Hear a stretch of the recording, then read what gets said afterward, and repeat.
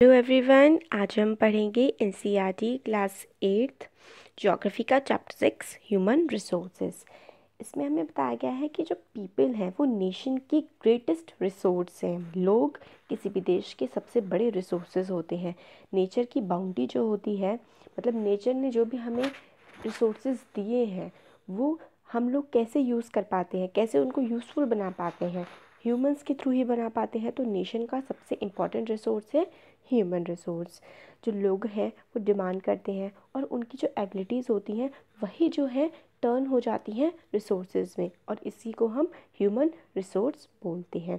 एक healthy, educated, motivated जो people हैं वो डेवलप कर सकते हैं resources as per their requirements. मतलब जो हेल्दी है, हेल्थ जिनकी अच्छी है, जिनके पास अच्छी एजुकेशन है और जो मोटिवेटेड है किसी काम को करने के लिए, वो लोग किसी भी चीज़ को एज अ रिसोर्स डेवलप कर सकते हैं। ह्यूमन रिसोर्स दूसरे अदर रिसोर्सेज की तरह इक्वली डिस्ट्रीब्यूटेड नहीं है पूरे वर्ल्ड में, और वो डिफ़र करते हैं। एजुकेशन लेवल जो होता है वो सबका अलग होता है, एज अलग होती है, जेंडर अलग होता है, जैसे कि कोई मेल है कोई फीमेल है, और जो उनका नंबर है और उनकी कैरेक्टरिस्टिक्स जो है वो भी कीप ऑन चेंजिंग है। अब हमें ये बता रहा है कि हमारी जो इंडियन गवर्नमेंट है उसके एक अंदर ह्यूमन रिसोर्स डेवलपमेंट मिनिस्ट्री है जो 1985 में स्टार्ट की गई थी, जिसका काम है लोगों को स्किल्स प्रोवाइड करना। अब इसमें एक छोटी सी पिक्चर है, फिर जैसे कि एक वो बोलता है कि मेरे विलेज में 1000 पीपल हैं, फिर जो पूरे वर्ल्ड में है 6.6 बिलियन पीपल है, इस टाइप से लोग बात करते हैं। अब डिस्ट्रीब्यूशन ऑफ पॉपुलेशन का मतलब है कि जो लोग हैं वो किस तरीके से पूरे वर्ल्ड में बटे हुए हैं या फिर डिस्ट्रीब्यूटेड है। जैसे कि हमारा जो साउथ एशिया वाला रीजन है, इंडिया, बांग्लादेश, पाकिस्तान, यहाँ पे जो पॉपुलेशन डेंसिटी है वो काफ़ी ज़्यादा है। पॉपुलेशन डेंसिटी हम इस चैप्टर में आगे पढ़ेंगे, पहले हम ये वाला देखते हैं। The way in which people are spread across the earth's surface is known as pattern of population distribution। लोग जिस तरीके से पूरी दुनिया में बटे हुए हैं उसी को हम पैटर्न ऑफ पॉपुलेशन डिस्ट्रीब्यूशन कहते हैं। More than 90% of world's population जो रहती है वो 30% ऑफ लैंड सरफेस पर ही रहती है। मतलब जो 30% लैंड एरिया है उसी पर वर्ल्ड की 90% लोग रहते हैं। और डिस्ट्रीब्यूशन ऑफ पॉपुलेशन जो है वो पूरे दुनिया में बहुत ही अनइवन है, एक जैसा नहीं है, बिल्कुल अलग टाइप का। जैसे कि आप इस फिगर में देखिए, ये जो येलो येलो वाला जो पार्ट है, देखिए ये वाला जो है, ये येलो जो पार्ट है, ये वाला, ये रिप्रेजेंट करता है कि ये एशिया के लोग हैं। और इसके जो ऑरेंज वाला पार्ट है ये यूरोप, इस टाइप से रिप्रेजेंट करता है। हम देखते हैं कि क्या क्या है इसमें। हाँ, एशिया येलो वाला है, यूरोप जो है ये थोड़ा ऑरेंज वाला है, अफ्रीका वाला जो है ये पर्पल पर्पल वाला, ये अफ्रीका के लोग हैं, इतने लोग अफ्रीका में हैं अगर टोटल को हम ले तो। रेड वाला जो है वो है हमारे नॉर्थ अमेरिका का, ये ब्लू ब्लू सा जो है सेंट्रल एशिया, और एक है ओशियानिया। मतलब देखिए ओवरऑल अगर 100 लोग हैं तो उसमें से 50 से भी ज़्यादा लोग तो एशिया में ही रहते हैं। तो पॉपुलेशन का डिस्ट्रीब्यूशन कितना ज़्यादा अनइवन है। कुछ एरियाज़ जो होते हैं वो काफ़ी ज़्यादा क्राउडेड होते हैं, कुछ बहुत ही ज़्यादा कम पॉपुलेटेड होते हैं। जो क्राउडेड एरियाज़ है वो है साउथ एशिया में, साउथ ईस्ट एशिया, और थोड़ा यूरोप और नॉर्थ अमेरिका में। और बहुत ही कम लोग रहते हैं हाई ऑल्टीट्यूड्स पे, जहाँ पे areas high altitudes areas, tropical deserts होते हैं, रेगिस्तान में कम लोग रहते हैं, हाई माउंटेन्स में और इक्वेटोरियल फॉरेस्ट में कम लोग रहते हैं। तो ये क्वेश्चन आ सकता है कि जो इंसानों की डेंसिटी है, ह्यूमन डेंसिटी जो है वो कहाँ पर सबसे ज़्यादा कहाँ पर होती है और सबसे कम कहाँ पर होती है। तो हमें इसमें सबसे कम बताया गया है कि सबसे कम कहाँ पर होती है, हाई लैटिट्यूडनल एरियाज़ में काफ़ी कम होती है, ट्रॉपिकल डेजर्ट में, हाई माउंटेन्स और एरिया ऑफ इक्वेटोरियल फॉरेस्ट में पॉपुलेशन डेंसिटी लोग काफ़ी ज़्यादा कम रहते हैं। ज़्यादा से ज़्यादा लोग रहते हैं इक्वेटर के नदर्न साइड में, सदर्न साइड में कम रहते हैं। और almost 3/4 of world people live in 2 continents, Asia and Africa. जैसे कि अगर हम लोग एक ऐसा करके सर्कल बनाएं, ऐसा करके, और ये देखें तो 1 ये हो गया, 2 ये हो गया, 3 हो गया, 4 हो गया, 4 क्वार्टर्स में डिवाइड कर दिया तो 3/4, 3/4 कहाँ पे रहता है, एशिया और अफ्रीका में ही रहता है। तो इसमें अब हमें एक बार ये दिया हुआ है चार्ट, पॉपुलेशन इन मिलियन, कि कितने मिलियन में कितनी पॉपुलेशन है। और ये चार्ट तो शायद 2006 का दिया होगा, नहीं 2011 का सेंसस है ये, ठीक है। 2011 के सेंसस के अकॉर्डिंग चाइना की जो पॉपुलेशन है वो अराउंड 1300 प्लस मिलियंस है। इंडिया की पॉपुलेशन 1200 मिलियन है और इस तरीके से दिया गया है। देखिए इंडिया की, फिर पाकिस्तान भी इसमें आ जाता है टॉप 10 में, और बांग्लादेश भी आ जाता है। मतलब जो साउथ एशिया वाला रीजन है उसकी पॉपुलेशन बहुत ज़्यादा है। ये हमने देख लिया था। अब ये डू यू नो वाला आता है, जो हम डेंसिटी की बात कर रहे थे कि डेंसिटी ऑफ पॉपुलेशन क्या होती है। Average density of population in India is 382 persons पर स्क्वायर किलोमीटर। अब पॉपुलेशन डेंसिटी क्या होती है? पॉपुलेशन डेंसिटी होती है कि एक स्क्वायर किलोमीटर में कितने लोग रहते हैं। जितने लोग रहेंगे एक स्क्वायर किलोमीटर में, उसको ही हम पॉपुलेशन डेंसिटी कहेंगे। Population density is the number of people living in unit area of earth surface. It is normally expressed in per square kilometre. एक स्क्वायर किलोमीटर में कितने लोग रहेंगे वही वहाँ की पॉपुलेशन डेंसिटी कहलाएगी। एवरेज पॉपुलेशन डेंसिटी जो वर्ड की है वो है 51% पर स्क्वायर किलोमीटर। साउथ और सेंट्रल एशिया में हाईएस्ट डेंसिटी ऑफ पॉपुलेशन पाई जाती है। जैसे बताया था इंडिया, बांग्लादेश, पाकिस्तान में बहुत ज़्यादा लोग रहते हैं कम एरिया में। और इसको आगे फॉलो करता है ईस्ट और साउथ ईस्ट एशिया। मतलब सबसे ज़्यादा पॉपुलेशन डेंसिटी जो है वो एशियन नेशंस की ही है। अब फैक्टर्स जो इफेक्ट करते हैं डिस्ट्रीब्यूशन ऑफ पॉपुलेशन को वो है ज्योग्राफिकल फैक्टर्स जो है काफ़ी ज़्यादा इंपॉर्टेंट। टोपोग्राफी मतलब कोई भी जगह किस तरीके की है, वो प्लेन है, वो हिल्स है, वो प्लेट्यूज़ है, वो भी काफ़ी ज़्यादा वेरी करता है। फिर किसी भी जगह का क्लाइमेट कैसा है, बहुत ज़्यादा गर्मी जहाँ पे पड़ती है और बहुत ज़्यादा ठंड जहाँ पे पड़ती है वहाँ पे बहुत कम लोग रहते हैं। मॉडरेट टेम्परेचर जो होता है वहाँ पे लोग रहना ज़्यादा पसंद करते हैं। एक्सट्रीमिटीज़ को लोग अवॉइड करते हैं, जैसे कि पोलर रीजन हो गया, रशिया, कनाडा, एंटार्क्टिक, वहाँ लोग नहीं रहते हैं। हॉट डेजर्ट्स में लोग नहीं रहते हैं। लोग एक्सट्रीम्स को अवॉइड करके नॉर्मल कंडीशंस में रहना पसंद करते हैं। ऐसी जगह बहुत ज़्यादा पॉपुलेशन डेंसिटी होती है जहाँ की सॉइल काफ़ी फर्टाइल होती है, जैसे कि Ganga Brahmaputra plains of India. यहाँ की सॉइल काफ़ी ज़्यादा फर्टाइल है, एग्रीकल्चर अच्छे से किया जा सकता है और इसलिए यहाँ लोग बहुत रहते हैं। इसी तरीके से नाइल जो रिवर है इजिप्ट में, और चांगजियांग जो चाइना में, और हुआंगी इधर जो है पॉपुलेशन डेंसिटी अच्छी खासी होती है। यहाँ पे वाटर तो हम सबको चाहिए होता है बहुत सारे काम करने के लिए, इसलिए जहाँ पे वाटर की अवेलेबिलिटी अच्छी होती है वहाँ पर भी पॉपुलेशन डेंसिटी काफ़ी होती है।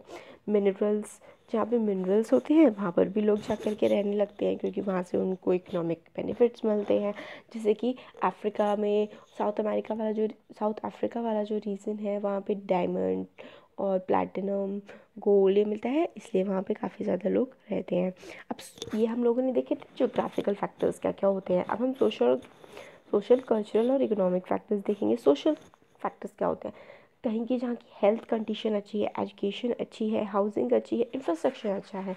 इंफ्रास्ट्रक्चर मतलब रोड, रेलवे, एयर, इनका जो नेटवर्क है वो काफ़ी ज़्यादा अच्छा है, तो ऐसी जगहों पे लोग रहना पसंद करते हैं, जैसे कि पुणे हो गया, दिल्ली हो गया।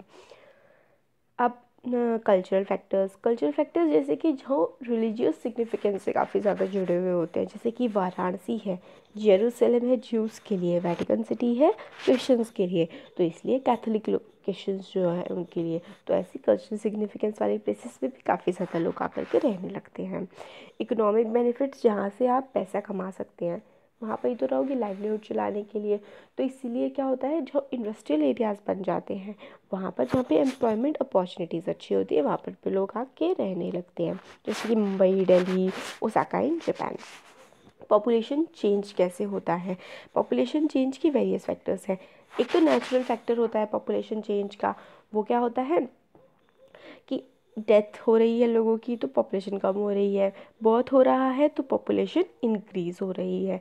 और कुछ आर्टिफिशियल जैसे कि फैक्टर्स होते हैं, ह्यूमन मेड माइग्रेशन का मतलब होता है कि किसी का एक कंट्री से दूसरे कंट्री में जाके रहना। तो जिस कंट्री से कोई जा रहा है, जो इस कंट्री से ह्यूमंस दूसरी कंट्री में जा रहे हैं, वहाँ से क्या होता है, माइग्रेशन होता है। जैसे कि मैं मान लीजिए इंडिया की हूँ और मैं जाके रहने लगी यूएसए में, तो मैं यूएसए को माइग्रेट कर गई हूँ अपने कंट्री से। एक दूसरी चीज़ होती है एमिग्रेशन। अगर मैं इंडिया से यूएसए जा रही हूँ तो मैं इंडिया से एमिग्रेट हो रही हूँ, इंडिया से मेरा एमिग्रेशन हो रहा है। तो माइग्रेशन कहाँ होता है? जिस जगह हम पहुँचते हैं, और एमिग्रेशन जिस जगह हम रहते हैं उस जगह से एमिग्रेशन होता है। बर्थ रेट क्या होते हैं? बर्थ रेट होता है जो मेजर किया जाता है नंबर ऑफ लाइव बर्थ पर 1000 पीपल, मतलब कितने बच्चे पैदा हुए हैं जो ज़िंदा रहे हैं पर 1000 लोगों के ऊपर। और जो डेथ रेट होता है is the number of deaths पर 1000 पीपल, मतलब कितने लोगों की डेथ हुई है पर 1000 जो जिंदा पीपल है उनके। तो माइग्रेशन हम लोगों ने देख लिया। नेचुरल ग्रोथ रेट क्या होता है? Difference between birth rate and death rate of a country is called natural growth rate. मतलब नेचुरली अगर कोई एमिग्रेशन और माइग्रेशन वाली कंडीशंस ना आए तो नेचुरल ग्रोथ कैसे हो सकती है? जितने लोगों की डेथ हो रही है, जितने लोगों की बर्थ हो रही है, उनका डिफरेंस से हम लोग नेचुरल ग्रोथ रेट निकाल सकते हैं। पॉपुलेशन जो काफ़ी ज़्यादा रैपिडली इंक्रीज़ हुई है वर्ल्ड की, देखिए अगर हम लोग 500 BC में देखें तो अगर 100 मिलियन लोग थे, फिर जब हम लोग ज़ीरो एनल डोमिनाए, जब क्राइस्ट का बर्थ हुआ उसको हम ज़ीरो मान देते हैं तो उसमें 170 हो गई। फिर 1000 BC में 265, अगर हम 2025 की बात करें तो कितना ज़्यादा होगा? 8525 मिलियन लोग होंगे हमारी अर्थ पर। अब हम आगे देखते हैं, हमें बर्थ रेट, डेथ रेट और ये सब बताया हुआ है कि जब बर्थ इंक्रीज़ होती है, जब बर्थ रेट बढ़ता है और डेथ रेट कम होता है, पॉपुलेशन इंक्रीज़ होती है। इस तरीके से जब बर्थ रेट और डेथ रेट सेम होते हैं तो पॉपुलेशन सेम रहती है, और जब डेथ रेट जो है वो इंक्रीज़ हो जाता है, बर्थ रेट कम हो जाता है, तो पॉपुलेशन जो है वो डिक्रीज़ हो जाती है। अब इमिग्रेशन मैंने जैसे आपको बता दिया, people enters a new country, वो इमिग्रेशन है, नई कंट्री में जाते हैं। और एमिग्रेशन होता है पीपल लीव्स अ कंट्री, जब लोग अपनी कंट्री को छोड़ते हैं। तो इमिग्रेंट ये हमने देख लिया। इन माइग्रेशन का मतलब होता है जहाँ पर लोग पहुँच रहे हैं। यूएसए में बहुत ज़्यादा होता है, जो डेवलप नेशन होते हैं उनमें होता है। आउट माइग्रेशन या फिर एमिग्रेशन इंडिया जैसे डेवलप नेशन से होता है, लोग दूसरे देशों में जाते हैं एम्प्लॉयमेंट अपॉर्चुनिटी सीख करते हुए। पैटर्न ऑफ पॉपुलेशन चेंज, जो हमारी जो पॉपुलेशन है वो किस तरीके से चेंज होती है?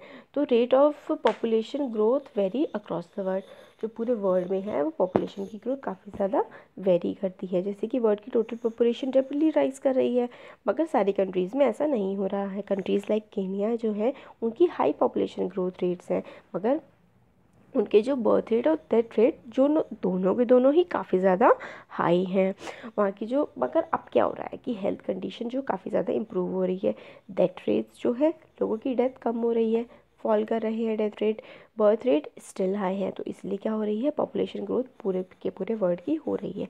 मगर कंट्रीज़ लाइक यूनाइटेड किंगडम, जहाँ की जो पॉपुलेशन ग्रोथ है वो स्लो हो रही है, लो डेथ है और लो बर्थ रेट्स भी हैं। तो इसमें हमें ये जो चार्ट है, ये मैप सा दिखाया गया है, इसमें जिसकी जो very high natural growth rate है वो ज़्यादातर नेशंस अफ्रीका के हैं, और ये हमारा वेस्ट एशिया का सऊदी अरेबिया और ये यमन वाला रीजन है।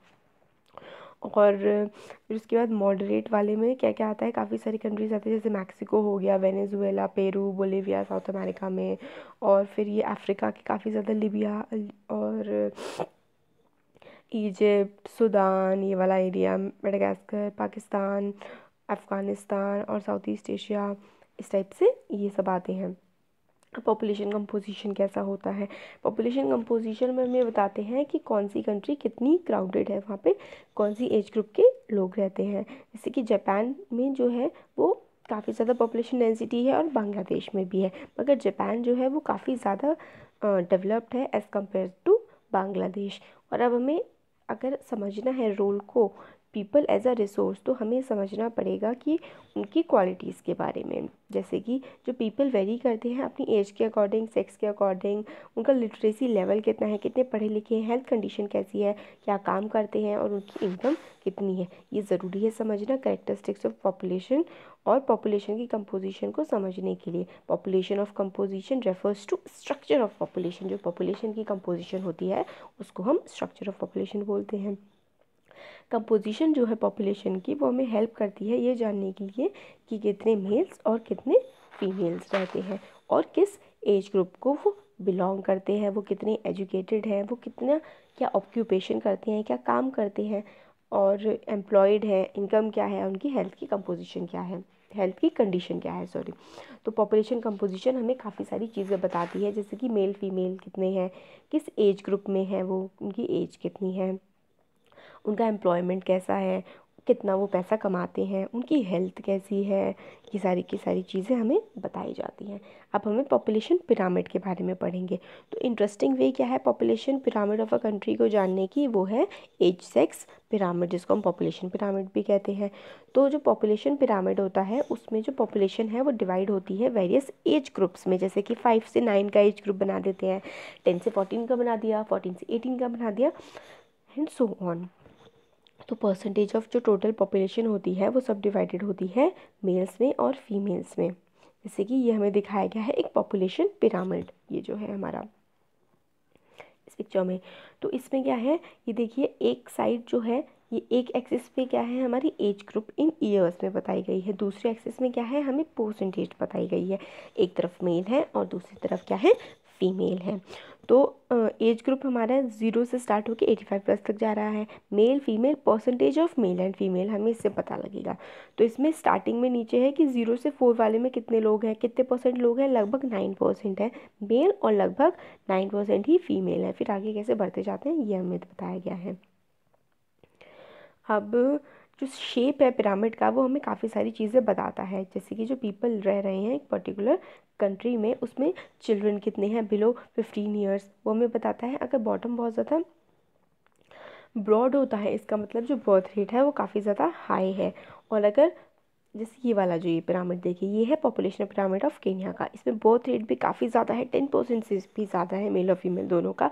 और डेथ रेट भी देखिए कितना ज़्यादा नैरो पतला सा हो जा रहा है ऊपर जाके, तो इसका डेथ रेट भी काफ़ी ज़्यादा हाई है।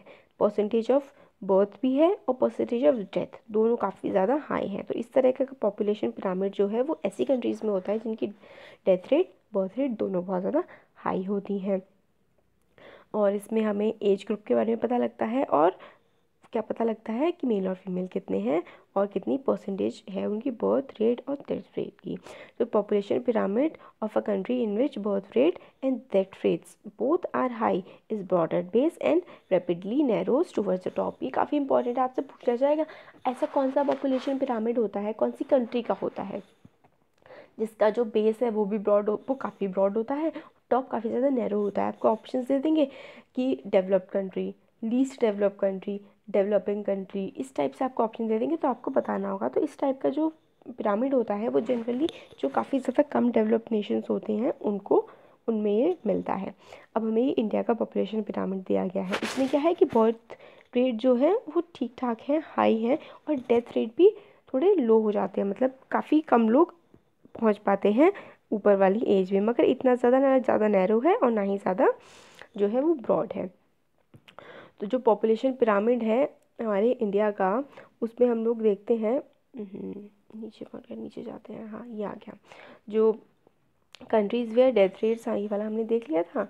तो जो इंडिया का जो पॉपुलेशन पिरामिड है वो हम देखते हैं कि बहुत ज़्यादा ब्रॉड नहीं है और ना ही बहुत ज़्यादा जो उसकी डेथ हो रही है। तो इस टाइप का जो पॉपुलेशन पिरामिड होगा कि लोग जो बच्चे पैदा हो रहे हैं वो आगे जाके सर्वाइव भी कर पा रहे हैं एक अच्छे रेट पे, हेल्दी रेट पे, तो ऐसा पॉपुलेशन पिरामिड डेवलपिंग नेशंस को बिलोंग करता है, इंडिया जैसे डेवलपिंग नेशंस, क्योंकि यहाँ पे जो हेल्थ कंडीशंस है वो काफ़ी ज़्यादा इम्प्रूव हो गई हैं। और जो कंट्रीज़ लाइक जापान है उनका जो बर्थ रेट है वो पिरामिड बर्थ रेट का जो पिरामिड होता है वो नैरो होता है बहुत काफ़ी ज़्यादा, क्योंकि डेवलप्ड नेशन है ये, और इसमें बर्थ रेट काफ़ी ज़्यादा कम हो गया है, तो 2% 3% ही बर्थ रेट होता है इनका। और ऊपर भी मतलब काफ़ी हाई एज तक, बूढ़ी एज तक भी लोग पहुंच पाते हैं। तो इनकी जो पॉपुलेशन है वो काफ़ी ज़्यादा बूढ़ी हो रही है, और इंडिया जैसा जो नेशन है जिनका जो बर्थ रेट है वो भी हाई है और डेथ रेट कम है, मतलब ठीक ठाक है, बहुत ज़्यादा कम नहीं है, ज़्यादा नहीं है, तो ऐसी कंट्रीज़ में जो यंग पॉपुलेशन होती है वो काफ़ी ज़्यादा होती है, क्योंकि हेल्थ कंडीशन अच्छी होती है, लोग यंग एज तक काफ़ी पहुंच पाते हैं, इसलिए यहाँ पे यंग पॉपुलेशन काफ़ी ज़्यादा है। तो यहाँ का डेमोग्राफिक डिविडेंड बहुत अच्छा है, मतलब ऐसी एज में लोग काफ़ी ज़्यादा हैं जो लोग काम कर सकते हैं। और इसमें जो जापान में स्किल्ड लोग तो हैं काफ़ी ज़्यादा, मगर जिनकी यंग एज पॉपुलेशन है वो काफ़ी कम है और ओल्ड एज पॉपुलेशन काफ़ी ज़्यादा है। तो इसमें हमें और बताते हैं कि जो अगर यंग एज वाली जो पॉपुलेशन है वो ज़्यादा होती है तो इन कंट्री को काफ़ी ज़्यादा हेल्प मिलती है अपनी इकोनॉमी को बढ़ाने में। डिपेंडेंट भी देख लेते हैं कि जो डिपेंडेंट वाले होते हैं वो कौन कौन से होते हैं। डिपेंडेंट वाली पॉपुलेशन, एक तो 65+ वाली पॉपुलेशन डिपेंडेंट होती है, और 0 से 15 वाली जो पॉपुलेशन होती है वो डिपेंडेंट होती है एज ग्रुप में। तो यहाँ पे हमारा हो गया chapter complete. Thank you so much.